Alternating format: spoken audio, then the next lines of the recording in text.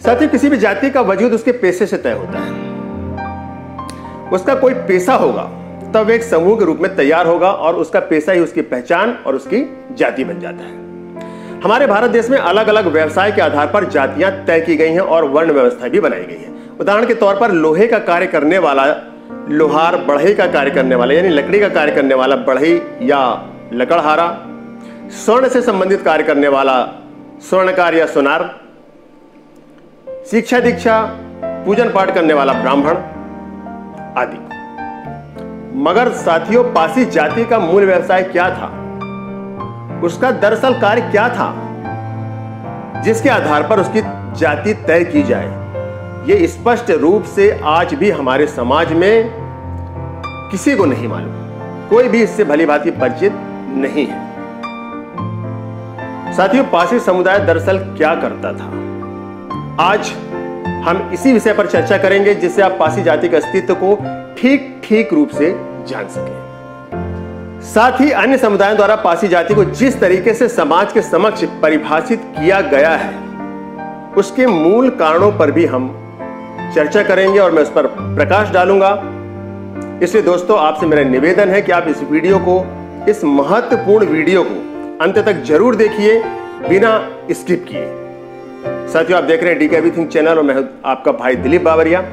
यदि आपने अब तक मेरे चैनल को सब्सक्राइब नहीं किया है तो प्लीज इसे सब्सक्राइब जरूर कर दें और बेल आइकन को भी जरूर दबा दें ताकि मेरे बनाए सारे वीडियो आप तक समय समय पर पहुंचते रहें और इस समाज में, पासी समाज में हमारे द्वारा जो विकास के कार्य करने हैं, जो प्रयास करने हैं, उसमें आप मेरे सहभागी बन सकें। तो बिना देर किए हुए चलिए स्टार्ट करते हैं ये वीडियो।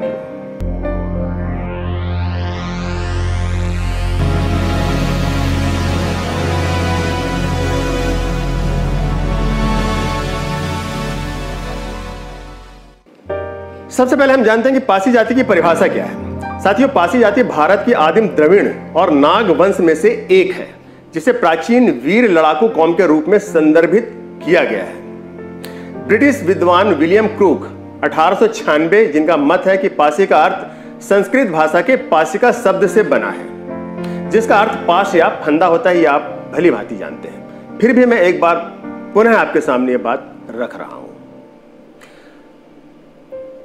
इस पाश का इस्तेमाल यानी इस फंदे का इस्तेमाल पासी समाज के लोग अलग अलग क्षेत्र में किया करते थे, जैसे नागपाश, पाशबंद आदि। यदि हम सरल भाषा में इसे समझें तो पाश का इस्तेमाल करने वाले ही पासी कहलाए और यह नागवंशी भारसीव की एक पेशेगत जाति है। दोस्तों, वैसे तो पासी जाति का बाहुल्य उत्तर भारत में ज्यादा है, हालांकि पासी जाति अब संपूर्ण भारतवर्ष में पाई जाती है। ब्रिटिश विद्वान विलियम क्रूक ने the tribes and caste of north western province and Awadh में बाकायदा पासी जाति पर प्रकाश डालते हुए यह माना है कि पासी जाति भारत की मूल जाति रही है और अवध के बड़े भूभाग पर पासी जाति का स्वामित्व था।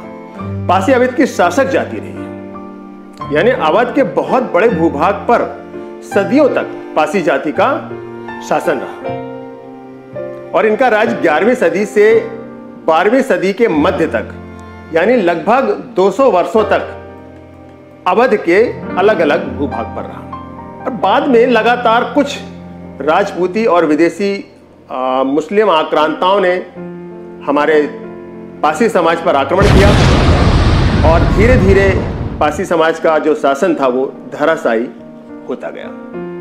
जब ये मुख्य भूमि से बेदखल हो गए अपनी, तब ये जंगलों की ओर पलायन कर गए और वहां की जमीनों को साफ करके मिट्टी के किले बनाकर अपनी प्राचीन सभ्यता को यथावत रखते हुए छोटे छोटे राज्यों के रूप में अपना राजकाज चलाने लगे। और इस वक्त मुगलों और राजपूतों का इन पर पूरी तरीके से नियंत्रण नहीं हो पाया था, मगर 18वीं शताब्दी के आते आते इनका राजपाट लगभग छिन गया और तब पासी जाति के लोग मुख्यतः भारतीय राजाओं की सेना में अपनी सेवाएं देने लगे, क्योंकि इनका जो पैदाइशी इनके खून में एक वीर और लड़ाकू कौम का जो अंश था वो यथावत बना रहा, भले ही इनका राजपाट इनसे छिन गया।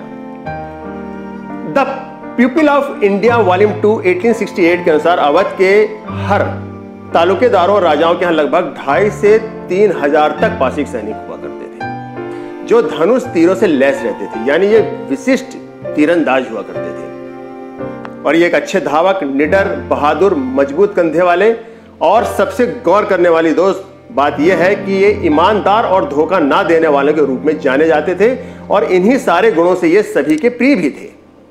मित्रों, इन सभी तथ्यों का प्रमाणित अध्ययन करने के बाद यह चीज साबित हो जाती है कि पासी जाति अपनी उत्पत्ति के साथ, यानी प्रारंभ से ही बहादुर, निडर, ईमानदार और जन्मजात शासक के गुणों से परिपूर्ण कौम रही है।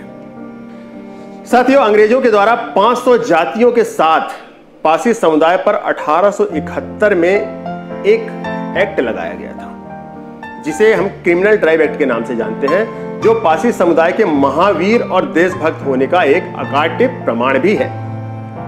मगर देश के आजाद होने के बाद और इस कानून से मुक्त होने के बाद भी हमारे देश के कुछ विशिष्ट वर्गों ने अपने निजी स्वार्थवश अथवा वीर पासी जाति के द्वारा अपनी संप्रभुता के लिए एक सुनामी जैसा खतरा महसूस करते हुए वीर बहादुर और राजसी पासी कौम को संपूर्ण समाज के सामने सामाजिक दृष्टिकोण से निम्न और अपराधी कौम के नाम से प्रचारित और प्रसारित करने का घृणित कार्य किया, जो बदस्तूर आज भी जारी है। मगर साथियों, वर्तमान में आईटी यानी इंफॉर्मेशन टेक्नोलॉजी यानी सूचना प्रसारण तकनीक के इस दौर में जैसे जैसे राजसी समाज के वास्तविक इतिहास से हम परिचित होते जा रहे हैं, हमारा समाज परिचित होता जा रहा है, वैसे वैसे इनकी इस घिनौनी साजिश का अंत होता जा रहा है। साथियों, वो दिन अब दूर नहीं जब पासी समाज अपनी संप्रभुता यानी अपनी संपूर्ण असीमित सत्ता को और भी सुदृढ़ रूप से हासिल कर सकेगा। जरूरी है तो बस पासी समाज की एकता और अखंडता की, जो एक बहुत ही निहायत जरूरी कदम होगा हमारे पासी समाज की राजसी संप्रभुता और सत्ता को पुनः पाने के लिए। मेरा आपसे निवेदन है कि हम सारे पासी समाज के लोग सिर्फ पासी नाम से जाने जाएं। यदि हम अपने नाम के साथ में पासी लगाते हैं तो हमारी अखंडता और भी मजबूत होगी और हमारी एकता सुनिश्चित हो सकेगी। दोस्तों, आज के वीडियो में बस इतना ही। अगली बार मैं एक क्रांतिकारी वीडियो लेकर जल्द ही आपसे फिर मिलूंगा। तब तक के लिए जय पासी समाज, जय हिंद।